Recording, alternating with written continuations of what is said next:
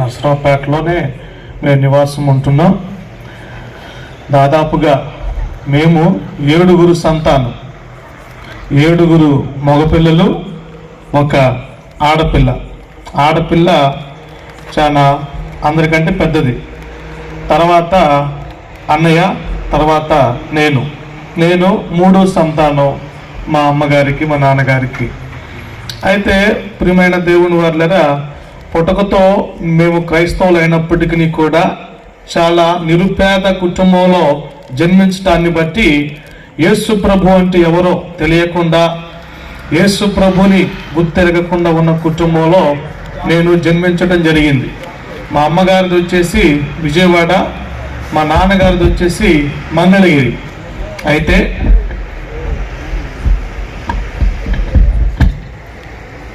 Praise lord, హల్లెలూయా.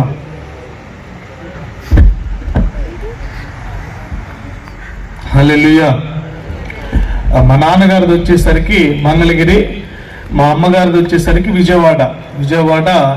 ఇక్కడే మన శిఖామణి సెంటర్లో మా అమ్మగారు ఉండేది. మా మామయ్య గారు కూడా ఇక్కడే ఉన్నారు.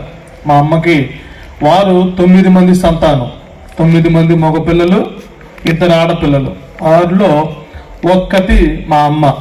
ఇంక ఇలా వారి చరిత్ర అంతా చెప్పుకుంటే సమయం సరిపోదు కనుక నేను కొంచెం ముందుకెళ్ళి సాక్ష్యాన్ని వివరించడానికి ప్రయత్నం చేస్తాను. ఎంత రక్షణ నా జీవితంలోకి ఎట్లా వచ్చింది, యేసు ప్రభుని అసలు నేను ఎందుకు నమ్ముకోవలసి వచ్చిందో ఒక క్లుప్తంగా కొన్ని మాటలు నాకు ఇచ్చిన సమయంలోనే నేను ముగిస్తానండి.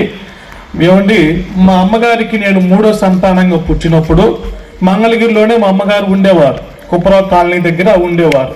అలా ఉంటుండగా మా జీవితంలో మా నాన్నగారు నేను కడుపులో పడినప్పుడు మా అమ్మగారు చెప్పిన విషయాలన్నీ ఇప్పుడు మీకు చెప్తా ఉన్నాను. నా బాల్యదినం లేదా నా బాల్యదినం అంతా ఎలా గడిచిపోయిందో ఇప్పుడు మీకు చెప్తున్నాను, మీరు జాగ్రత్తగా ఆలకించండి. అయితే పిల్లారా, నేను గర్భంలో పడ్డప్పుడు మా నాన్న వేరే ఆమెని దగ్గరికి తీసుకోవడం జరిగిందట. దగ్గరికి తీసుకున్నప్పుడు ఈ కడుపు నాకొద్దు, ఈ పిండము నాకొద్దు, ఈ పిల్లవాడు నాకొద్దు అని చెప్పి మంగళగిరిలో జానువలి హాస్పిటల్లో డాక్టర్ గారి దగ్గరికి వెళ్ళి బిళ్ళలు మింగటం, బొబ్బస్కాయలు తినటం, చిన్నులపాయలు, ఇంగువాలు అన్నీ తిన్నా కానీ నేను చనిపోకుండా పుట్టానట. అలా పుట్టిన నన్ను మా అమ్మ చాలా రోజులు నాకు చాలా దుఃఖకరమైన పరిస్థితులే నా జీవితంలో ఎదురయ్యాయి.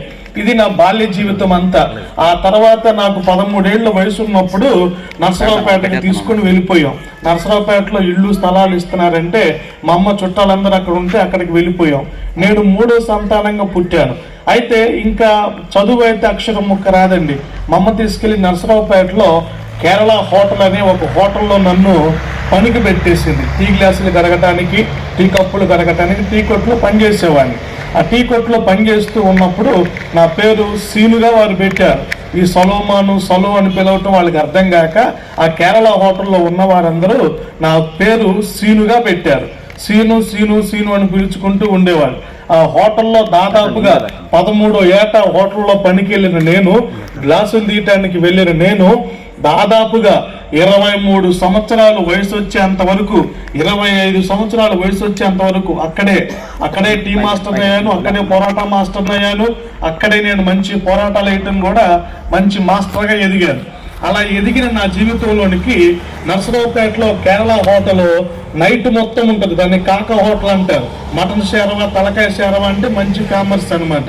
ఆ ప్రాంతానికి ఆటో వాళ్ళు, లారీల వాళ్ళు అందరూ వచ్చి వెళ్తూ ఉంటారు. వాళ్ళందరూ వెళ్తూ ఉన్నప్పుడు మా అమ్మ నాకు అప్పుడు అనుకుంది, పెళ్లి చేద్దాం, 25 సంవత్సరాల వయసు వచ్చేసింది కదా అని సంబంధాలు చూస్తూ ఉన్నారు.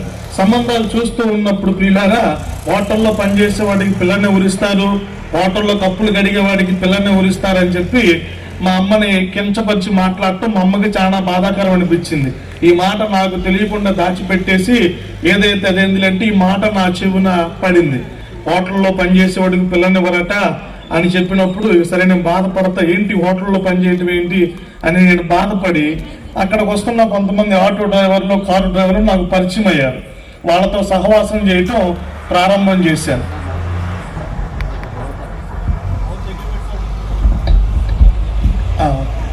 హల్లెలూయా, మంచిది. అలా హోటల్లో పనిచేస్తూ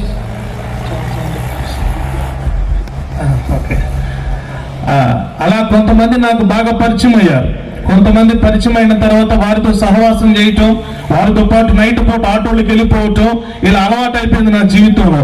అలా అలవాటు అయిపోయిన నాకు 23 సంవత్సరాల దాకా లేదా 20 సంవత్సరాల దాకా నాకు ఎటువంటి అలవాటు లేవు.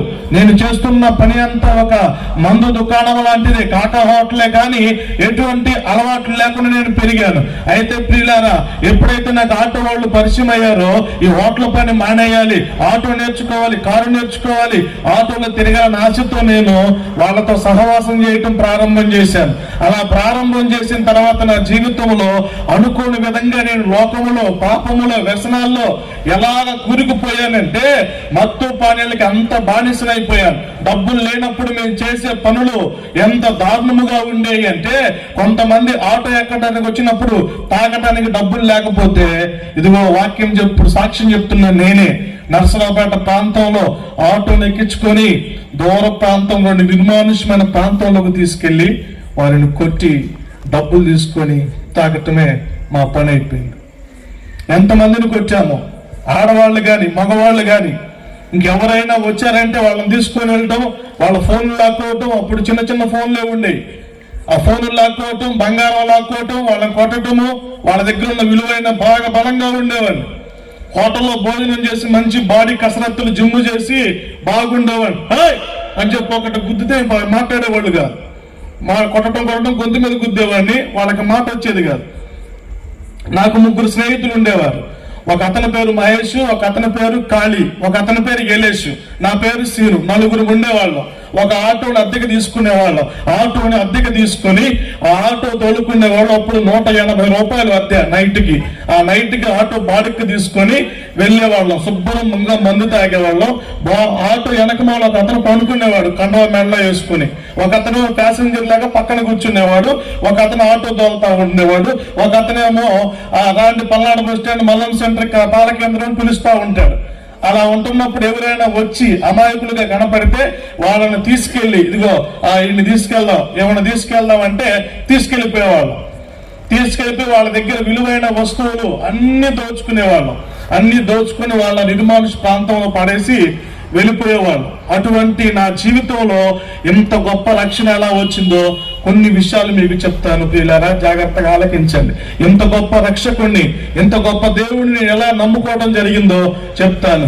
ఒక రోజున బాగా ఫుల్గా తాగున్నాం. డబ్బులకి మాకు డబ్బులు లేవు, అందరికి మందు ఎక్కువైపోయింది, అందరి మందులో ఉన్నాం, ఇంకా రూమ్కి వెళ్ళిపోయి పండుకోవాలి. అయితే ప్రియులారా, ఆ మందు ఎక్కువైపోయిన తర్వాత బస్ స్టాండ్ దగ్గర ఆటో పెట్టుకొని ఉన్నాం. మహేష్ బండి తోలుతున్నాడు, ఖాళీ లోపల ఉన్నాడు, ఎలేషేమో సర్వీస్ చేస్తున్నాడు. నేనేమో ఇంక అట్లా కూర్చొని ఉన్నా. ఇంటికి వెళ్దాం పదండి అంటున్నా. లేదురా ఇంకొక పార్టీ కావాలి, డబ్బులు కావాలి కొద్దిగా అని చెప్పి ఇంటికి పోనీయకుండా నరసరావుపేట బస్ స్టాండ్ ముందు ఆటో పెట్టి కూర్చున్నాం. అప్పుడే బస్ స్టాండ్ లో నుంచి ఒక తల్లిగారు వచ్చారు. ఇదిగో మీలాగే తెల్ల చీర కట్టుకొని ఒక బుట్ట పట్టుకొని బస్ స్టాండ్ లో నుంచి బయటకు వచ్చారు. నైట్ పూట 10 అవుతుంది సమయం. 10 గంటలప్పుడు నేను షార్ట్ కట్ లో చెప్తున్నాను, నాకు ఇచ్చిన సమయాన్ని బట్టి నేను విషయం చెప్పి నేను ఇక సమయాన్ని ఇచ్చేస్తాను. ఆమె బస్ స్టాండ్ లో నుంచి అలా బయటకు వస్తుంది. మా ఎక్కడికి వెళ్ళాలి అన్నాం. లింగంట వెళ్ళాలి బాబు అంది.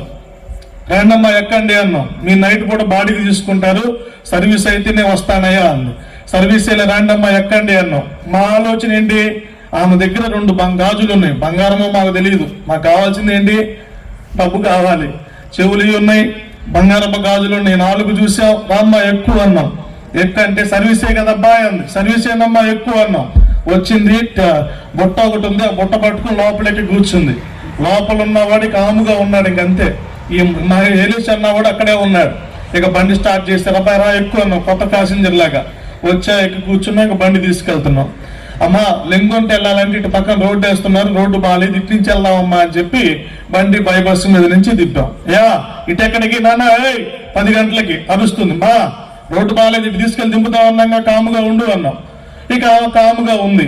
అటు నుంచి బండి తీసుకెళ్లిపోయి లింగంట, చిలకలూరు పేట దగ్గర ఒక లింగంట ఉంది, రైల్వే స్టేషన్ పక్కన ఒక లింగంట ఉంది, నర్సరావుపేటలో 2 లింగంటలు ఉంటాయి. చిలకలూరుపేట బస్ మీదకి బండి ఎక్కించాం.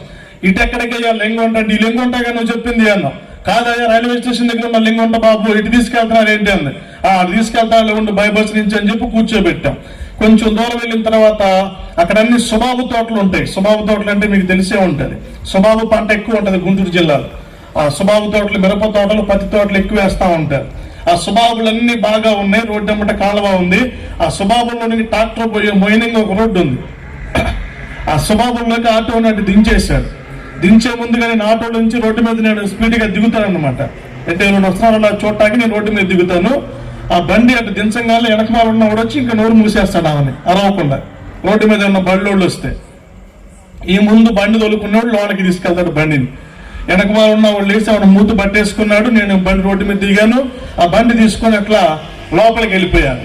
లోపలికి వెళ్ళిపోయిన తర్వాత ఈ ముందు డ్రైవింగ్ ఉన్నవాడు లైట్లు బండి ఆపేసి ఇక అమ్మాయికి తిరగబడతాడు. వెనకమాల ఉన్నవాడు గట్టిగా పట్టుకొని ముందున్నవాడు వెళ్ళి ఇట్లా తీసుకుంటా ఉంటాడు అనమాట. చెవులు డబ్బులు అని.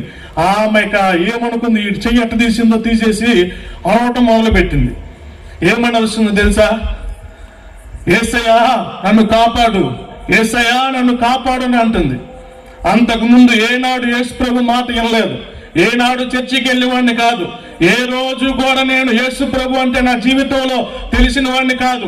చర్చి మెట్టులు 25 సంవత్సరాల వయసు వచ్చిన చిన్నప్పుడు కానీ వయసులో ఉన్నప్పుడు ఎప్పుడు కూడా వెళ్ళినోడిని కాదు. ఎప్పుడైనా తాగి వెళ్తే గుంటూరు కాకాని తోటకు వచ్చేవాడిని, ఆడపిల్లలు ఉంటారని. అలాంటి స్వభావం కలిగిన వాడిని అలాంటి ఒక్కసారిగా యేసయ్య యేసయ్య అంటే రోడ్డు మీద నిలబడ్డా నేను ఫుల్ మందులోనే, వాడు మందులోనే, బండి తోలేవాడు మందులోనే, అందరం మందులో మత్తు పానీయాలు మునిగిపోయి ఆమె మీద విలువైన వస్తువులు తీసుకుంటున్నాం. అట్లా ఎంతో మంది దగ్గర తీసుకున్నాం. మా కొత్త ఏం కాదని అలవాటు పడిపోయిన జీవితం. ఆ ముసలాం దగ్గర తీసుకోవటము పెద్ద విషయమైనది కాదు. కానీ ఆ అన్న పిలుపు ఎంత బలంగా పనిచేసిందంటే, ఎంత ప్రభావాన్ని చూపించిందంటే, ఎంత వైభవాన్ని నా జీవితంలోనికి తీసుకొచ్చిందంటే, ఆ రోడ్డు మీద నిలబడ్డా నేను కాలువ దాటి ఆటో సుబాబుల్లో ఉంది. అక్కడ ఉన్నప్పుడు ఆ రోడ్డు మీద నిలబడ్డప్పుడు నేను వెనకమాల నుంచి వచ్చి ఎవరో చాచి పెట్టి కొడితే ఎట్లా ఉంటుందో, పాస పోసుకున్నప్పుడు ఒళ్ళంతా నెక్కపొడుచుకొని బిగ్ బంప్స్ అంటారు చూసారా, ఆ టైపులో ఒళ్ళు జలతరిచ్చి తాగింది మొత్తం నశానికి దిగిపోయింది. నాకు తెలియకుండా నా అడుగులన్నీ ఆటో దగ్గరికి వేసుకుంటా వెళ్ళి ఆటోలో వాడు ఎగబడుతున్నాడు. అందరూ బాగా దిట్టంగా ఉండేవాళ్ళు. వాళ్ళకి హోటల్లో తిని తిరగటమేగా మా పని. బాగా ఊరే ఒక్కొక్కరు. మొత్తానికి వాడిని లాగటానికి నా వల్ల అట్లా ఆటో మీద కాలు పెట్టరే మహేష్ ఏమనొద్దు వదిలే తర్వాత చూద్దామంటే వాడు రావటం లేదు. వాడేమని వాగురా అని చెప్పి వాడు చేయలాగుతున్నాడు. ఇట్లా కాదని చెప్పి గట్టిగా పట్టుకొని లాగా. ఆటోకి రాడ్డు ఉంటది కదా, ఆ రాడ్డు వాడు తనకి టప్పున తగిలింది. వాడు బయటకు వచ్చి ఇట్ట పట్టుకున్నాడు. నన్ను కొడతావేంటో అని చెప్పి ముక్కు పడగొట్టాడు. నాకు బయటకు దిగి ఇక నా కోపం వచ్చి ముక్కు పగిలిపోయి మూతి పగిలిపోయి మొత్తం రక్తమే. ఇక నేను ఊరుకుంటానా? నేను కొట్టడం మొదలుపెట్టాను. మేమిద్దరం కొట్టుకుంటే వాడు ఊరుకుంటాడా? ఎక్కడో హోటల్లో ఉండేవాడు, కప్పులు కడుక్కునేవాడు నిన్ను తీసుకొస్తే నువ్వేంట్రా మా మీద తిరగబడుతున్నావు అని చెప్పి వాడు వచ్చాడు. ముగ్గురు ఎట్లా కొట్టుకున్నామంటే కోడి పుంజులు కొట్టుకుంటే చూసారా, చనిపోయేంత వరకు. చనిపోయినా కానీ వాటి దాహం తీరదు, వాటి యొక్క కోపం తీరదు. రక్తం కారుతున్నా కానీ ఇంకా ఎగబడి పెనేసుకుంటూనే ఉంటాయి కోడి పుంజులు. అంతకంటే 100కి మొహాలు, మూతులు, ముక్కులు పగిలిపోయినాయి. అయినా సరే బైబస్ రోడ్లో సుబాబు తోటలు మమ్మల్ని తీసేవాళ్ళు. పక్కన కాలువ, ముళ్ళకంప, అందులో పడిపోయా ముళ్ళన్నీ ఒంటి నిండా అందరికి ఉన్నాయి. మమ్మల్ని తీసే నాడుదుడు తప్పించే వాళ్ళు ఎవరు లేరు. ఎంత జరుగుతుంది కదా, ఆమెకెందుకు? ఆమె వెళ్ళిపోవాలి కదా. ఈ పాపిష్టాల చేతిలో పడ్డాను నేను, ఈ దుర్మార్గుల చేతిలో పడ్డాను, వీళ్ళ చేతికి నేను చిక్కానేంటి అని చెప్పి వెళ్ళిపోవాలి కదా. వెళ్ళిపోలా. మాలో ఉన్న దమ్ము పొగరు, మాలో ఉన్న కోపం, మాలో ఉన్న కండ కావరం అంతా తీరి కోడి పుంజులాగా మా అంతటి మేము వాలిపోయేంత వరకు ఆమె అక్కడే కొట్టుకుంటూ నాకెందుకన్నట్టు చూసిందా.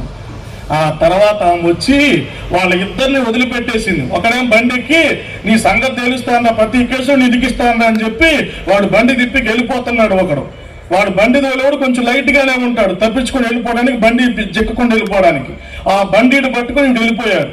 ఆ ఉన్న మురికి నీళ్లతో నా మొహం గడిగిరే, నాన్న రే ఏం పనిరా ఇది, చిన్న పిల్లలరా మీరు, మీ వయసు ఎంతరా, ఎందుకు నాన్న ఇలా చేస్తున్నారు?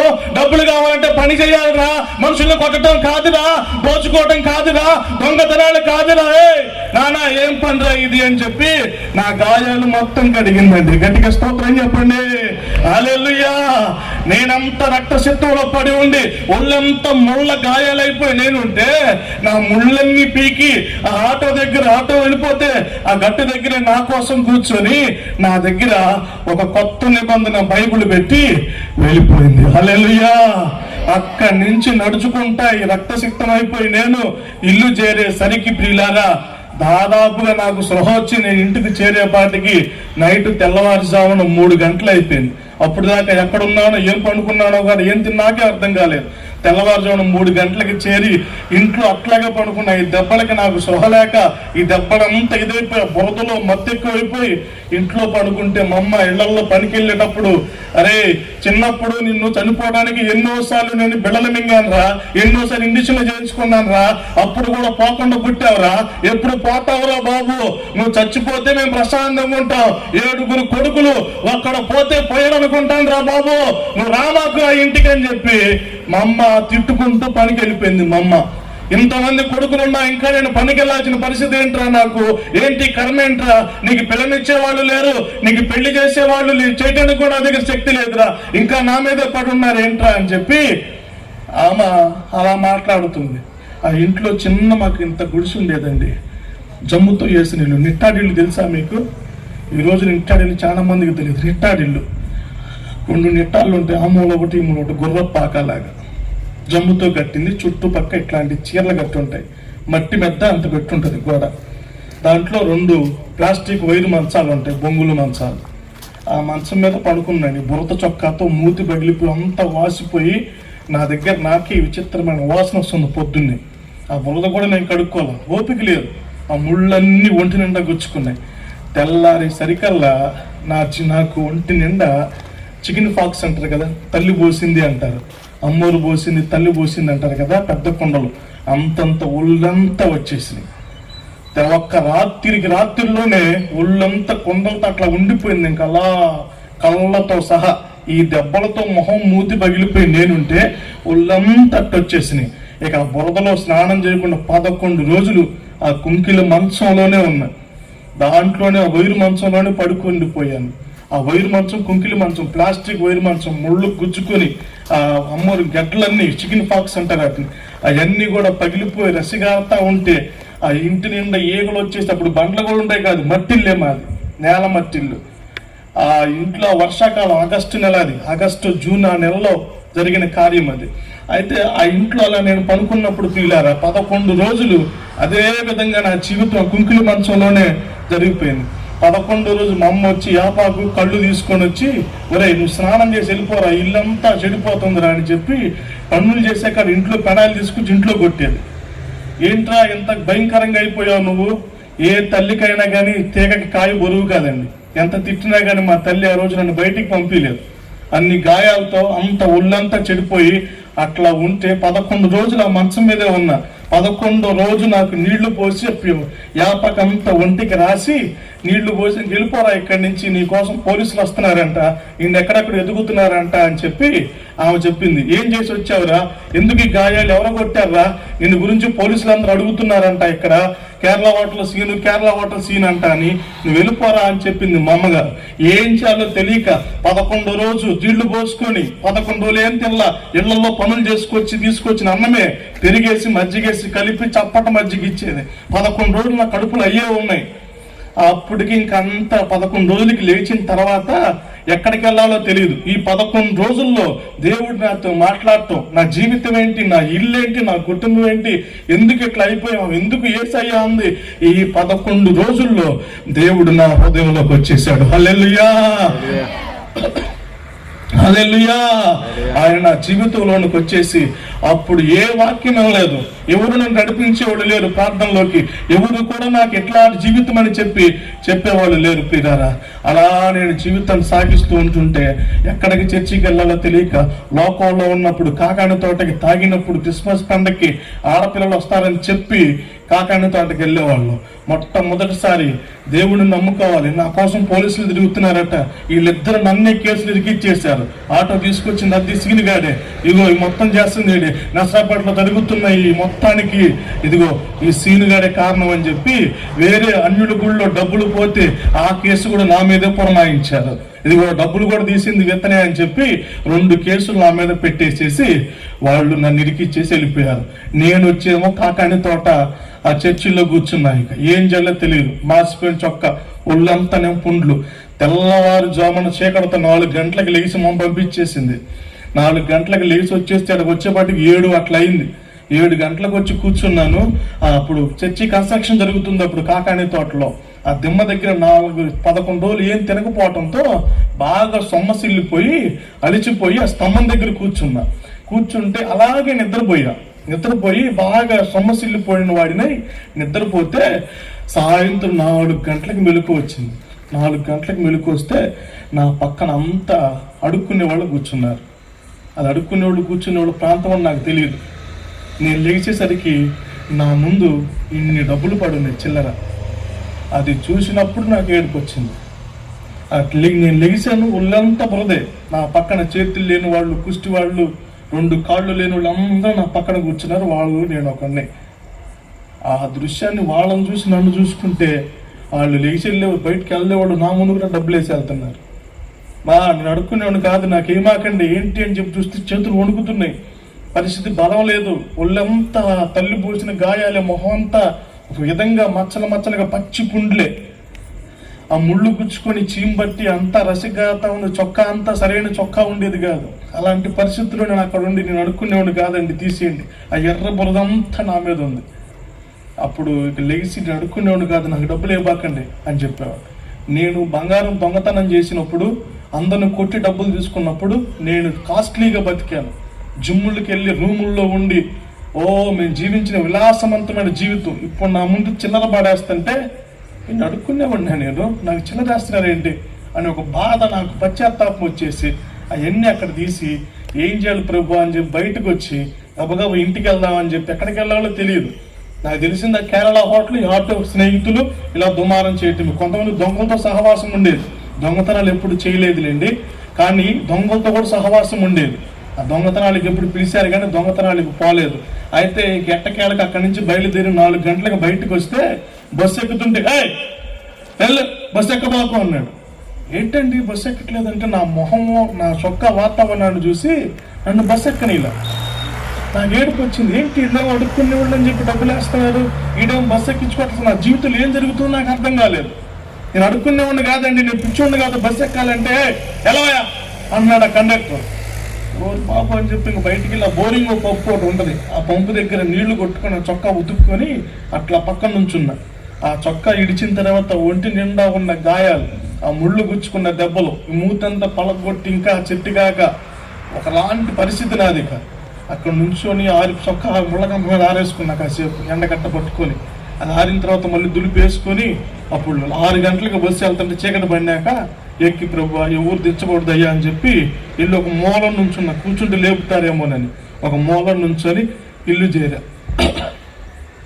చేరంగానే నర్సరావుపేటలో ఎస్ఐ ఆదినారాయణ గారు, అప్పుడే ఎస్ఐగా కొత్తగా పోస్టింగ్ తీసుకున్నాడు. జులపాలు పెంచుకొని ఎవడైనా తిరిగితే పిలిసెల్లా సెంటర్లో షర్టోడ తీసేసి కొట్టే పరిస్థితి ఉంది. అప్పుడు నేను వచ్చాను. నర్సరావుపేట ఇంటికి వచ్చేపాటికి నా కోసం 2 హోంగార్డులు రెడీగా ఉన్నారు. మా అమ్మ చెప్తానని చెప్పింది, రావద్దని చెప్పాను కదరా, వచ్చేసాను ఇంట్లో. ఇక రావటం అటు నుంచి అట్టే తీసుకెళ్ళారు. ఇక అటు తీసుకెళ్తే అసలే గాయాలు, ఒళ్ళంతా ఇది. ఎక్కడికి వెళ్ళారా మీరు, మొన్న ఏం జరిగిందిరా అని చెప్పి ఇక ఆ గుళ్ళో దొంగతనం కేసే నా మీద ఉంది. ఆవిడ కొట్టిన కేసు కానీ, బంగారం తీసుకెళ్ళిన కేసు కానీ, ఎక్కడెక్కడ బంగారం అమ్మాము ఏవి మా మీద లేవు. గుళ్ళో దొంగతనం కేసు ఒక్కటే నా మీద పెట్టారు. ఆ గుళ్ళో ఉన్న పెద్దలు, పూజారులు అందరూ వచ్చారు. తీసుకెళ్లి ఎస్ఐ ఆదినారాయణకి చెప్తే అప్పుడు నా జుట్టు కొంచెం అంతా వచ్చి 2 పిల్లిగడ్డం జులపాలు ఉండేది. 2 కాళ్ళు తీసుకొని, తెల్ల తాళ్ళు ఉండేవి అప్పుడు స్టేషన్లో. ఆ తెల్ల తాళ్ళు తీసుకొని 2 కాళ్ళకి బిగించి కర్ర ఒకటి మధ్యలో పెట్టి ఇలా కట్టారు పైకి. బెంచి మీద వణుకోబెట్టారు. అట్లా నడువేం బెంచి మీద ఉంది, కాళ్ళేమో అట్ట పెట్టారు. కిటికీలో ఒకటి పెట్టారు, ఇటు పక్కన సిలిండర్ బాటిల్ పెట్టే లాంటిది పెట్టారు. అక్కడ పెట్టారు. కాళ్ళు ఇంకా పైకి అట్ట వచ్చినాయి చక్కగా.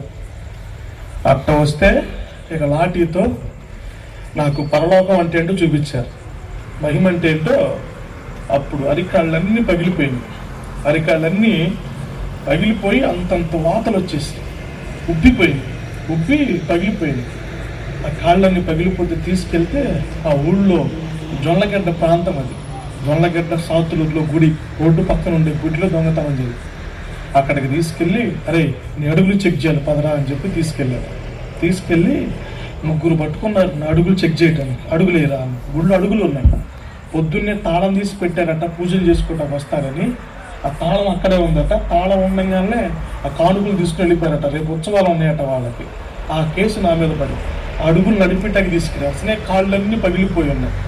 దాని మీద అడుగులు నడిపించడానికి తీసుకెళ్తే, వద్దు సార్ నేను నడవలేదు సార్ అంటుంటే కింద పక్క నుంచి లాఠీ ఒకటి ఉంటుంది, ఇట్ట పెట్టి నడుము మీద వెన్నుపోసి ఉంటుంది కదా, దాని మీద కొట్టుతున్నారు అడిగేరా అని. అది ఒట్టుతుంటే మా అని తిరిగిపోయేవాడిని. అడుగేసేవాడిని, అడగేయలేని పరిస్థితి. వెనక మళ్ళీ అట్ట పెట్టి అట్టు నొక్కేవాళ్ళు.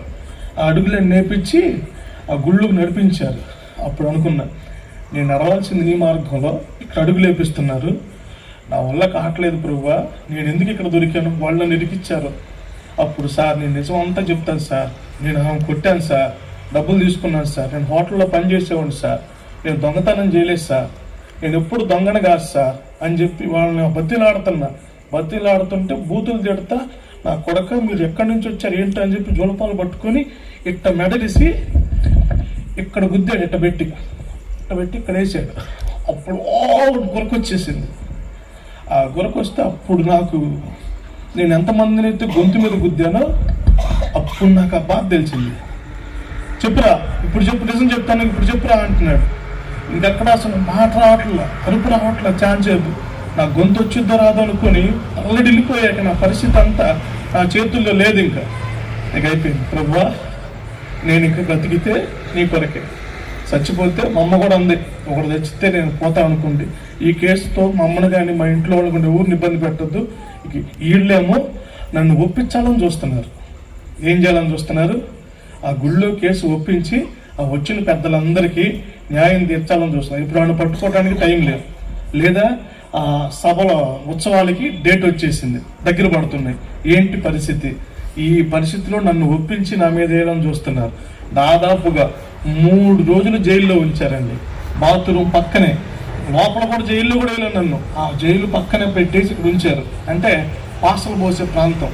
జైల్లో ఎలా ఉంటుందంటే అక్కడే పాస పోయాలి, అక్కడే భోజనం చేయాలి, మొత్తం అక్కడే. దాన్ని కడిగినా కూడా ఒప్పుకోరు. శుభ్రం చేసుకుంటా నీళ్ళు ఇవ్వండి సరంటే ఎవరు, నీకేంట్రా శుభ్రం అని బూతులు తిడతారు. అక్కడే పడుకోబెట్టి అక్కడే వేసేసి అక్కడే వచ్చి టాయిలెట్ పోస్తున్నారు అందరూ. ఏం దెబ్బలకు ఓపిక లేక తిండి పెట్టట్లేదు, అట్లాగే పడున్నా. ఒప్పుకోరా అన్నాడు. ఆ స్టేషన్లో ఒక అతను కరిముళ్ళ అనే ఒక అవగాడు ఉన్నాడు. ఆయన అప్పుడే కొత్తగా ప్రభువుని నమ్ముకున్నాడు. అప్పుడు నమ్ముకొని వచ్చి నేనుండి గటగట చలికి వణుకుతా అట్ట తడిచిపోయి ఉంటే నీళ్లు కొట్టారు. మళ్ళీ వచ్చి పాసో నీళ్ళు తెలియదు, నిద్రపోతుంటే మీద పోసారు. అది మెలుగులు చూసుకుని లేసే అంత పరిస్థితి కూడా కాదు. మొత్తం కిళ్ళీలు గుట్కాలు లవిలు మొత్తం అక్కడే వస్తారు అందరూ. వాళ్ళు తిన్న పోలీస్ స్టేషన్లో తిన్నాయి మొత్తం ఆ మూలనే ఉంటాయి. ఆ మూలే పడేసారు. ఇక వాళ్ళు వచ్చి నీళ్లు పోసారో లేకపోతే ఎంగిలు మొత్తం సాంబార్ కారు వచ్చిందో కూడా నాకు తెలియదు. మొత్తానికి ఇంక లేచి చల్లి వణుకుతా కూర్చొని ఏసయ్యా ఏసయ్యా ఆ వన్న స్వరము మళ్ళా నాకు పోలీస్ స్టేషన్లో వినపడుతుంది. హల్లెలూయా హల్లెలూయా. ఆ పోలీస్ స్టేషన్లో మళ్ళీ ఆ ముసలామ ఏసయ్య నన్ను కాపాడు, ఏసయ్య నన్ను కాపాడు అన్న 3 మాటలు మళ్ళా నా చెవిలో వినపడుతున్నాయి. అప్పుడు ప్రార్థన చేశాను, ఏసయ్య నన్ను ఈ ఒక్క కేసు నుంచి కాపాడు. నేను కొట్టిన మాట వాస్తవమే, బంగారం లాక్కుంది వాస్తవమే. అది అడిగితే నేను చెప్తాను, ఎక్కడ అమ్మానో చెప్తాను, ఏ కంసల వాడికి ఏ బంగారపు కొట్లు అమ్మానో మొత్తం నాకు తెలుసు. కానీ ఈ దొంగతనం నాకు తెలియదు ప్రభువా, ఇది నా మీద వేస్తాను, నన్ను జైల్లో నుంచి బయటపడే నేను సాక్షిగా ఉంటాను అని చెప్పి ఒకటే ప్రార్థన చేస్తుంటే ఆ కరిముళ్ళ అనే ఒక ముస్లిం అతను ఓంగాడు ప్రభువుని నమ్ముకున్నాడట. ఆయన వచ్చి రే రే అన్నాడు. లేచా సార్ అన్నా. లేచి కూర్చోరా అన్నాడు. కూర్చున్నా. సార్ నేను ఏం దొంగతనం చేయలేదు సార్, నన్ను వదిలిపెట్టండి సార్, నేను కేరళ హోటల్లో సార్ పనిచేసేది, మానేసావు కదరా ఇప్పుడు చేయట్లేదు కదరా అన్న. చేయట్లేదు సార్ అన్న. సరే మీ వాండ్ వచ్చి సంతకం పెడితే నేను వదిలిపెడతారులేరా పోరా అన్నాడు.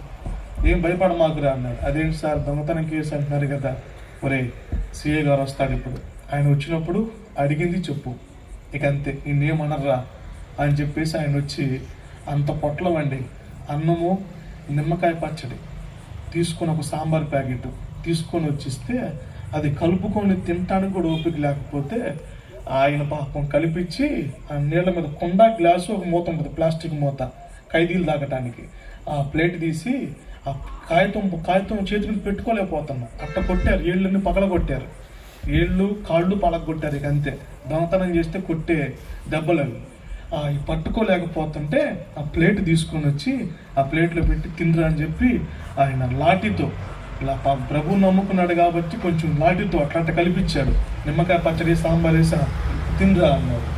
ఇక తినడానికి ఆ కొంచెం సాంబారు నిమ్మకాయ పచ్చడి అన్నది తిని అట్లా ఉన్నాడు. సీఏ గారు వచ్చారు, సీఏ గారు వస్తే కరిముల్లా తీసుకెళ్ళారు.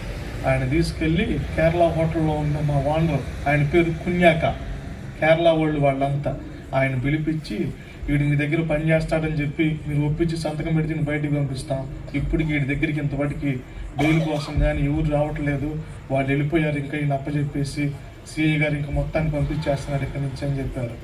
అప్పుడు వచ్చి కేరళ హోటల్ ఓనర్ వచ్చి నా తరపున సంతకం పెట్టి నేను తీసుకెళ్తున్నా వీళ్ళని అని చెప్పి నన్ను తీసుకుని వెళ్ళి మరలా వాళ్ళ హోటల్లో పొరాటా మాస్టర్గా పెట్టుకున్నాడు. రేపు పొరాటా ఇరంటే షేటు చేతులు కాళ్ళు పగిలిపోయినాయి, ఇప్పుడు ఇంటికి వెళ్ళిన పరిస్థితి కాదు, కొన్ని రోజులు ఆగిన తర్వాత నేను మళ్ళీ వేస్తాను షేటు అన్నా.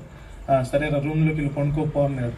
ఆ రూమ్లోకి మెట్లెక్కి వెళ్ళాలి పైకి, ఆ మెట్లు నిచ్చెను, అప్పట్లో కాక హోటల్ పైకి నిచ్చెను, అది ఎక్కి వెళ్ళి వెళ్తుంటే కింద నీళ్ళ తొట్టు ఉంటుంది వాష్ బేసిన్కి, మీ నిచ్చెన ఎక్కా పనుకోవడానికి కొంచెం చోటిచ్చి వెళ్ళి పైకి వెళ్ళి పనుకుందామని ఆ నిచ్చినట్ట పట్టుకున్నానండి. ఆ కింద వాష్ బేసిన్ తొట్టికి నీళ్లు వెళ్తాయి, వాష్ బేసిన్ బయట ఉంటుంది, ఇక తొట్టి అనమాట ఇక్కడ, ఆ నిచ్చెన మీద నుంచి ఆ తొట్టులో పడ్డప్పుడు తలకాయ మళ్ళీ బొమ్మన సిమెంట్ తొట్టి తగిలింది. అది తగిలినప్పుడు ఇంక ఏం చేయాలో అర్థం కాక మళ్ళీ ఇంక అక్కడ హోటల్లో ఉన్న వాళ్ళందరూ తీసి వెనక వాళ్ళ గ్రైండర్ రూములు ఉంటాయి, రుబ్బింగ్ మిషన్లు అన్నీ ఉంటాయి, అక్కడ పనుకోబెట్టారు. వీడు పైకి ఎక్కలేడు సార్, వీడు పని అయిపోయింది ఇంకా అని చెప్తే, చెవులో నుంచి రక్తం వస్తుంది సార్, మీరు చచ్చిపోతే ఇక్కడ మీకు వేసేది షీట్ అని చెప్పి అందరు భయపెట్టారు. ఆయన ఒక ముస్లిం, కేరళ ముస్లిమ్స్ వాళ్ళు ఇప్పుడు కూడా నసరాపేటలో ఫేమస్ బేకరీని పెట్టారు. ఆ ఫేమస్ బేకరీలో ఈ రోజుకి కూడా నేను వెళ్తే ప్రభు సాక్ష్యాన్ని బట్టి ఆయన దుబాయ్లో ఉంటూ నన్ను చూడటానికి నేను పాస్టర్ అయ్యానని నా కోసం సరాసరి ఆంధ్రాకి వచ్చాడు. గట్టిగా చప్పట్లు కొట్టి దేవుని నామాన్ని మైపరిచాడు. హల్లెలూయా హల్లెలూయా. ఎట్లా ఉన్నావురా? నేను బాగున్నాను షేటు, ఆ రోజు నన్ను కాపాడేమన్నాడు. ఆయన తీసుకొని వచ్చి అక్కడ పడుకోబెట్టి కుడి చెవులో నుంచి రక్తం వస్తుంది. ఆ కుడి చెవులో నుంచి రక్తం వస్తే బతకలో చచ్చిపోతాడు, ఇప్పటికే చాలా మంది కొట్టారు అంటే పోలీసులు కూడా భయపడ్డారు, ఇంకా మనం కొడతాం వల్ల చచ్చిపోతాడేమని చెప్పి వాళ్ళందరూ కూడా వచ్చి, ఒరే నువ్వు మాకు చానాలు కేరళ హోటల్లో పనిచేసావు, ఆమ్లెట్లు పొరాటాలు పెట్టావురా అని చెప్పి గవర్నమెంట్ హాస్పిటల్ కూడా పక్కనే ఉంటుంది, నష్టపడి గడియార స్తంభం దగ్గరే గవర్నమెంట్ హాస్పిటల్, అందులో ఉన్న నర్సులు వాళ్ళు వచ్చి ఆ గ్రైండర్ మిషన్ల దగ్గరే నాకు వైద్యం చేసి నన్ను బాగు చేశారు. ఆ తర్వాత నేను లెగిసి 15 రోజులకి నేను బాగుపడి ఆ తర్వాత చిన్నగా పొరాటా పిండి కలిపి పొరాటాలు వేయటం మళ్ళీ ప్రారంభం చేశాను. ఇక నేను యేసు ప్రభుని తెలుసుకోవాలని సరాసరిగా దేవుడు మందిరానికి అడుగులు సాగాయి. ఆ తర్వాత దేవుడు నన్ను పిలిచి నన్ను తన సేవలో ఈ రోజున ఒక 2 మందిరాలు నాకు ఇచ్చాడు. హల్లెలూయా హల్లెలూయా. ఇప్పుడు ఆ ప్రభు సాక్షిగా అనేకమైన ప్రాంతాల్లో తిరుగుతూ 2 మందిరాలు కట్టి చక్కగా ప్రభు సేవలో నేను ఉన్నాను. నా కొరకు, నా కుటుంబం కొరకు ప్రార్థన చేయండి. నాకు ఒక్క భార్య, ఒక్క కొడుకు, పిల్లలు కూడా పుట్టరన్నారు. చాలా వయసు అయిపోయింది, అప్పుడే పెళ్ళికి ఇవ్వలేదు అన్నారు. కానీ నా భార్య చక్కగా నన్ను చేసుకుంది, నాకు ఒక కొడుకు, చక్కగా కుటుంబం బాగుంది. అప్పుడప్పుడు కొంచెం కాళ్ళ నొప్పులు వస్తూ ఉంటాయి, నిద్రపోతున్నప్పుడు చేతులు అటు తిరిగిపోతూ ఉంటాయి. మాస్టర్మ గారు వచ్చి చక్కగా నూనె రాసి ప్రార్థన చేస్తూ ఉంటారు. ఇప్పటికీ ఆదినారాయణ గారు మొన్న నర్సరావుపేట వచ్చాడు. నర్సరావుపేట వచ్చినప్పుడు ఈ చిన్న విషయాన్ని చెప్పి నేను ముగిస్తాను. ఆదినారాయణ గారు ఎస్ఐగా ట్రాన్స్ఫర్ అయిపోయి సీఏగా వచ్చాడు. నర్సరావుపేటలో జడ్జి గారు జీజీ రత్నకుమార్ గారు ఆయన ఒక క్రైస్తవుడు. జడ్జి గారు ఆయన ఒక మెడికల్ క్యాంప్ పెట్టాడు. ఆ మెడికల్ క్యాంపులో అనేకమైన అందరూ స్లమ్ ఏరియాల నుంచి వచ్చిన యానాదులు, ఎరుకులు వీళ్ళందరి దగ్గర మెడికల్ క్యాంప్ పెట్టి ఉచితమైన మెడికల్ ఇస్తుంటే వాళ్ళకి వాక్యాన్ని చెప్పడానికి నన్ను పిలిచారు. అక్కడికి వెళ్ళి నేను వాక్యం చెప్తుంటే ఆదినారాయణ గారు అక్కడ చీఫ్ గెస్ట్గా ఉండి వాక్యాన్ని ఆలకిస్తా ఉండి అప్పుడు అన్నాడు, అరే 2002 సంవత్సరంలో నా స్టేషన్లో ఉంది నువ్వే కదరా అన్నాడు.